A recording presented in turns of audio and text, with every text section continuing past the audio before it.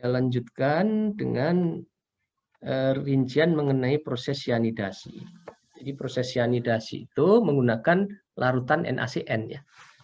Reaksinya yang terjadi adalah sebagai berikut. Jadi AU akan nanti membentuk AuCN2- atau kalau dituliskan dengan sodiumnya menjadi NaAuCN2 ya. Dia perlu oksigen ya yang disuplai ke dalam tangki melalui agitator shaftnya ya, dengan kompresor yang dimasukkan udara ya umumnya. Perak juga sama. Nah, jadi ini stoikiometrinya perlu Anda perhatikan. 1 mol AU itu perlu 2 mol NaCN ya di tugas yang lalu ya. Nah, jadi mol AU ya yang bereaksi dengan NaCN ya dari kadarnya ya. Kemudian tonase bijinya berapa yang diolah, misalnya 1000 ton per hari, ya berarti kadarnya kali 1000 kali persen ekstraksinya ya. Kalau yang tidak terekstraksi kan dia tidak bereaksi dengan NaCN gitu. Misalnya tadi yang berada dalam pirit ya. Nah, jadi kali persen ekstraksinya. Nah, itu secara teoretik begitu. Tapi dalam praktek kebutuhannya bisa lebih tinggi karena tidak hanya 2 reaksi ini saja. Misalnya ada pengotor tembaga dalam mineral kalkosit, kalkopirit mengkonsumsi cyanida juga. Ya. Nah, sebelum emas itu larut sebenarnya mekanismenya yang dipahami dan diterima secara umum itu melalui mekanisme elektrokimia.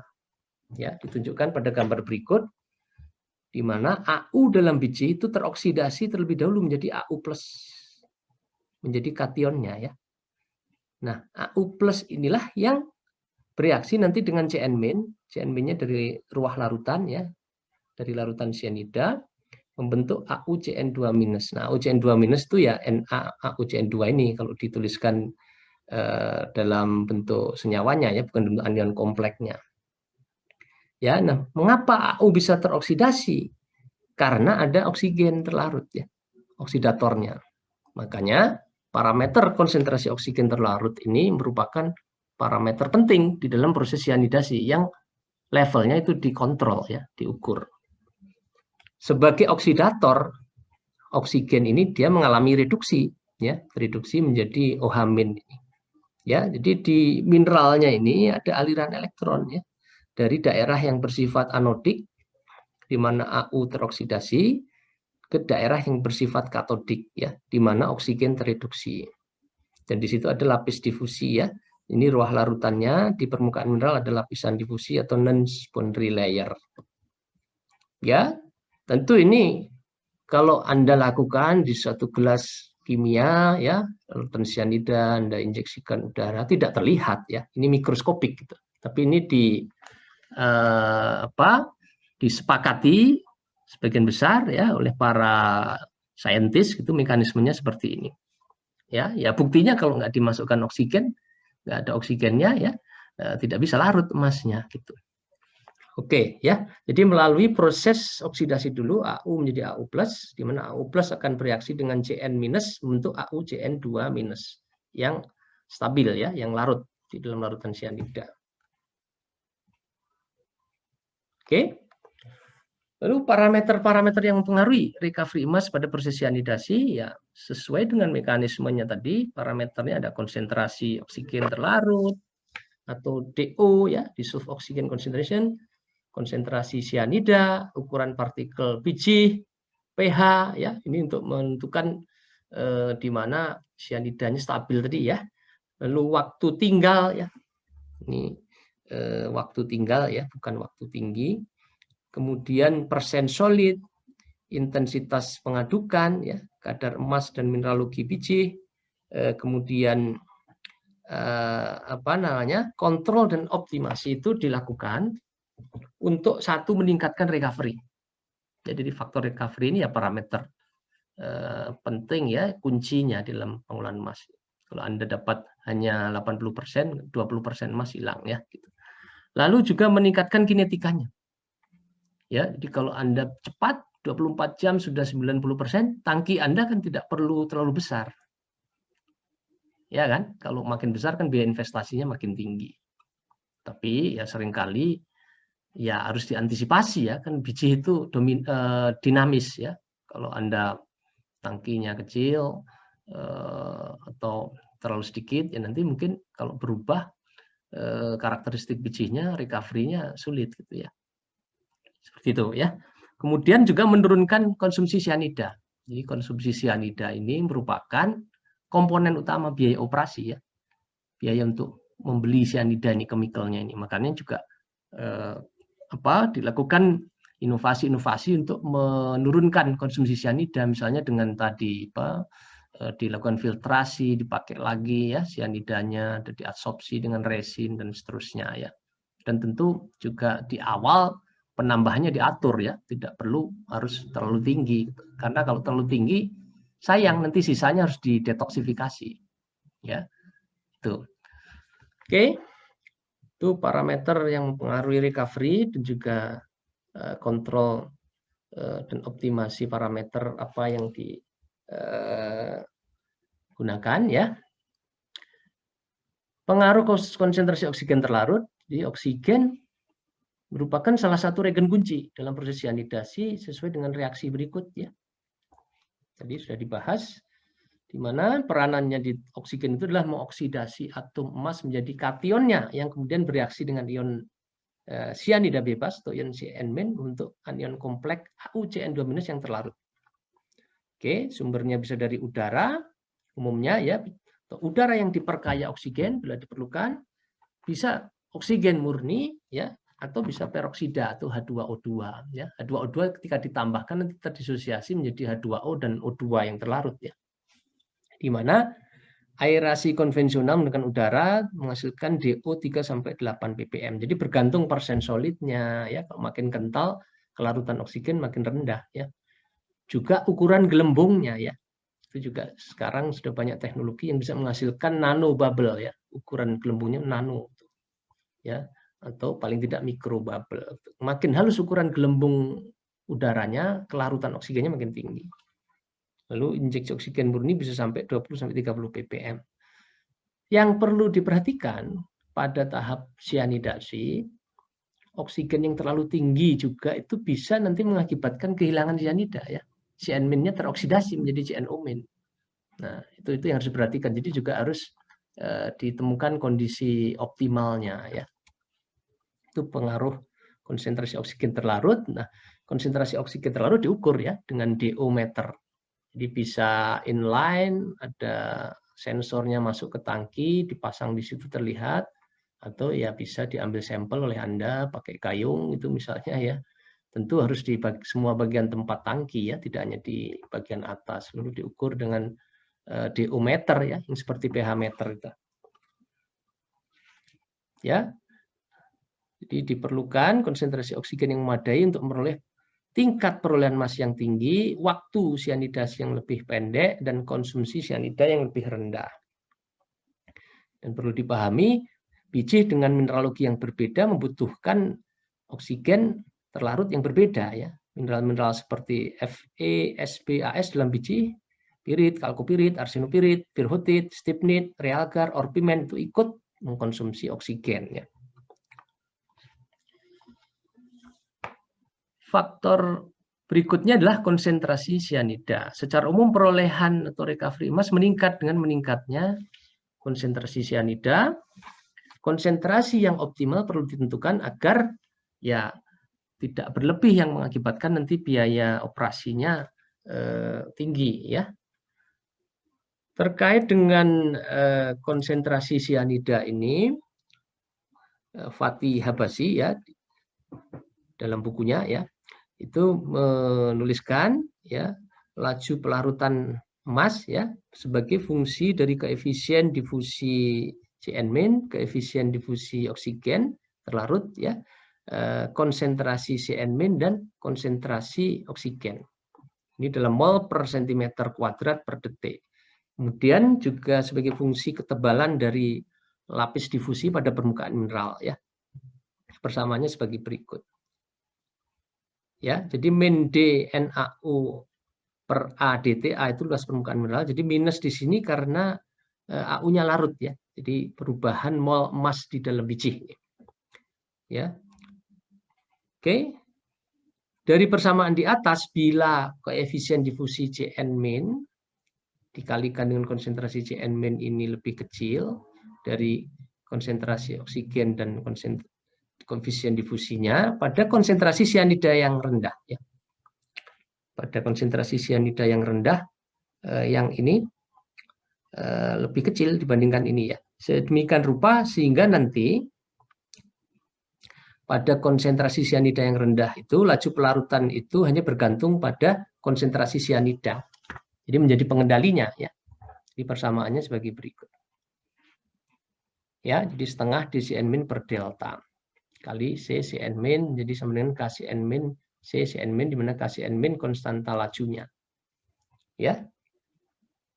Ya kan, kalau ini lebih rendah dari DO2 CO2 persamaan ini tadi, ini kan jadi diabaikan, ya, sehingga tinggal faktor DO2 kali CO2 yang nanti coret dengan ini, ya, dengan atasnya, sehingga tinggal dCn min kali Cn min, ya, dibagi delta seperti ditunjukkan pada persamaan ini.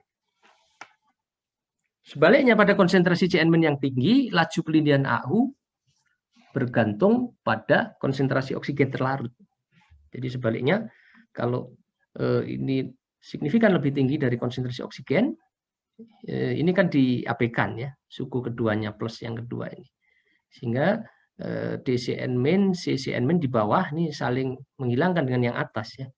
Sehingga tinggal nanti persamaannya ini merupakan fungsi dari koefisien difusi oksigen terlarut dan konsentrasi oksigen terlarut dalam ruang larutan serta ketebalan lapis difusi. Oke. Secara umum konsentrasi sianida meningkat sampai level tertentu atau meningkatkan laju pelarutannya dan tentu persen ekstraksi emas. Namun tadi sianida itu komponen biaya operasi, ya. Jadi dibatasi sampai level tertentu saja. Ya, misalnya di sini kan tidak akan bermanfaat lagi kalau ada naikkan sampai 0,2%. Ini kan sudah datar, ya. Itu sangat sedikit kenaikannya. Demikian pula peraknya. Ya. Jadi typical cyanide strength, konsentrasi sianida di dalam tangki sianidanya, ya, itu 0,02% sampai 0,05%, atau minimum 120 ppm dalam tangki leaching terakhir. Dan 200 sampai 250 ppm dalam tangki pertama, ya, minimum, ya, umumnya ya sampai 500.000, ya. Oke, ini juga dikonsumsi sianida oleh base metal seperti besi, tembaga, seng, arsen, antimoni, ya, dan juga sulfur dalam biji yang dinamakan cyanicide, ya. Cyanicide itu unsur-unsur dalam biji yang ikut mengkonsumsi sianida. Jadi konsumsi aktual sianida ini bergantung pada komposisi biji, ya, tapi tipikal itu sekitar ya sekian kilogram, ya, di bawah 10 lah, ya, bahkan bisa 0,8 kilo per ton biji kering. Jadi dinyatakannya dalam ton biji kering, ya, supaya mudah biji kering yang diolah berapa, nanti kebutuhan sianidanya berapa, biaya operasinya berapa, ya, untuk mengadakan sianida per bulan, per tahun, itu, ya. Oke. Kemudian distribusi ukuran partikel biji, ini parameter yang penting juga, ya. Ini akan menentukan tingkat perolehan dan laju pelarutan emas. Pada dasarnya partikel emas itu harus terlibrasi, ya, secara fisik dengan crushing, grinding, ya. Ukuran partikel biji emas ini secara langsung berkorelasi dengan luas permukaan emas yang terpapar dan kontak dengan sianida, sehingga laju pelindihan akan meningkat dengan semakin halusnya ukuran biji. Namun, pada biji yang mengandung cyanicide, komponen-komponen yang ikut mengkonsumsi sianida tadi, laju cyanidasi dapat menurun dengan semakin kecilnya ukuran partikel karena laju reaksi pengotornya meningkat dengan sianida. Ya, nah ini sebagai ilustrasi, ya kan, ini emasnya halus, ya. Ini 230 mikron besar. Nah, untuk seperti ini partikel biji, ukuran partikel bijinya harus bisa melibrasi yang emas halus. Demikian pula yang di sini, ya.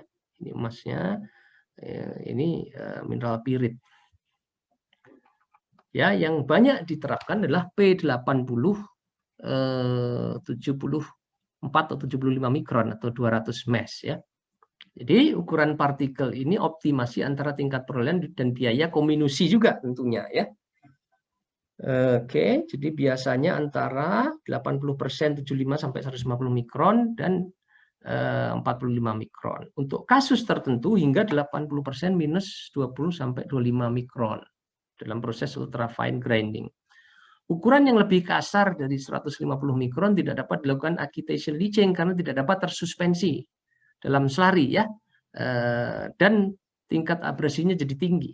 Nah, oleh karena itu perlu kombinasi sianidasi dengan sirkuit konsentrasi gravitasi, misalnya dengan Knelson, dengan Falcon, ya, dengan pressure jig. Nah, ini ilustrasinya seperti ini. Karena kasar dia settling ke bawah ya, tidak bisa tersuspensi di dalam lumpur ya, tidak bisa melayang lah gitu ya. Nah, dia jatuh di bawah ya, yang harus dihilangkan juga karena terus-menerus dia akan mengabrasi ya. Oke, kemudian pengaruh pH dijaga pada rentang 10-11 dengan menambahkan kapur, bisa ditambahkan pada ball mill ya. Peningkatan pH larutan itu sebenarnya cenderung menurunkan laju pelarutan AU karena kalau terlalu tinggi juga pH-nya, misalnya sampai 12 lebih, ya nanti kompetisi antara OH- dengan CN- ke permukaan ya. Jadi kompetisi. Jadi OH- juga terabsorpsi nanti ke permukaan mineral. Namun pada pH yang asam atau ya tidak sampai asam ya, misalnya kurang dari 10 ya, terjadi konversi CN- menjadi gas HCN. Kurvanya sebagai berikut ya. Di pada 11-12 ya ini praktis stabil CN- ya. Tapi ketika pH-nya asam ya, lebih asam, ini yang stabil adalah HCN ya. Misalnya pada pH berapa 9 gitu ya. Ini kesetimbangannya di sini ya, tepat di garis itu. Jadi bisa dilihat di sini berapa, hampir 80%, 75% bentuk HCN pada pH 9. Nah, ini pengaruh pH terhadap perolehan. Sebenarnya kalau pH-nya terlalu tinggi juga menurunkan ini ya. Jadi harus optimum. Ya, di atas 11,5 ini sudah mulai turun karena tadi ada kompetisi antara OH- ya, pada pH yang terlalu tinggi, OH-nya akan dominan ya dengan CN-. Lalu persen solid ya biasanya dilakukan pada persen solid 40-50% ya. Ya 35 itu termasuk encer. Akibat negatif yang timbul apabila persen solidnya terlalu tinggi. Ya, selarinya terlalu kental ya. Nanti ada masalah dalam pengaliran selari dan kemungkinan terjadi penyumbatan. Lalu turunnya laju pelindihan emas karena intensitas pengadukannya tidak cukup kuat untuk mengkontakkan ya partikel emas dalam biji dengan oksigen terlarut dengan sianida ya. Selain itu dengan selari yang kental itu kelarutan oksigennya akan lebih rendah ya, yang 3 ini. Kemudian tentu juga menaikkan kebutuhan energi untuk agitasi ya kalau terlalu kental gitu. Ya, tentu kalau kental ya kapasitasnya akan meningkat ya. Lebih banyak biji yang bisa diolah pada waktu yang sama. Sebaliknya kalau terlalu encer itu akan menaikkan konsumsi sianida. Bagaimana bisa? Ya bisa, karena level sianida kan dikontrol pada konsentrasi tertentu. Ya, misalnya di tangki 1 500 ppm. Kalau Anda encer, airnya banyak ya, untuk mencapai level itu kan lebih banyak sianida yang ditambahkan. Gitu. Kemudian dengan jumlah air yang lebih banyak, kecepatan alir dari pulpnya atau selarinya itu menjadi lebih tinggi. Nah, jadi bisa saja retention time yang diharapkan dipenuhi misalnya 48 jam karena terlalu cepat mengalir itu tidak terpenuhi ya, sehingga recovery-nya rendah. Jadi ini ilustrasi yang kental, ini yang encer ya, ilustrasi saja. Ya, ini selarinya mengalir, ini yang mengandung karbon aktif ya, yang dengan pipa. Kalau selarinya saja dia melalui launder ya, yang terbuka. Oke, kemudian pengaruh pengadukan jelas ya, semakin kuat pengadukannya, ya, intensitas kontak antara sianida dan emas itu makin tinggi. Lajunya makin tinggi. Jadi parameter pentingnya pengadukan itu memberikan suspensi padatan dalam cairan ya. Jadi tidak settling ke bawah. Kemudian memberikan keseragaman komposisi kimia reagen di semua bagian tangki ya. baik itu konsentrasi cyanida terlarut maupun konsentrasi oksigen terlarut. Oke, yang lain-lainnya kita lanjutkan besok ya. Selanjutnya ya, masih ada beberapa parameter ya.